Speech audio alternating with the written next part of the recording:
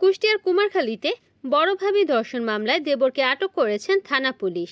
মঙ্গলবার রাতে উপজেলার শিলাইদহ ইউনিয়নের কসবা গ্রাম থেকে তাকে আটক করা হয়। আটক হয়েছেন শিলাইদহ ইউনিয়নের কসবা গ্রামের ইদ্রিস আলীর ছেলে নাইম হোসেন। ভুক্তভোগীর বাবা জানান, তার মেয়ের দেবর নাইম হোসেন প্রায় তার মেয়েকে কুপ্রস্তাব দিত। সোমবার রাতে তার স্বামী পার্শ্ববর্তী পদ্মা নদীতে নৌকার কাজ করতে গেলে নাইম রাত 11টার দিকে তার মেয়ের ঘরে ঢুকে জোরপূর্বক ধর্ষণ করে। এ ঘটনায় তিনি কুমারখালী থানায় নাইমের বিরুদ্ধে ধর্ষণ মামলা করেছেন বলে জানান। কুমারখালী থানার ভারপ্রাপ্ত কর্মকর্তা সোলাইমান শেখ জানান, গতকালকে আমরা একটা ধর্ষণের অভিযোগ পাই।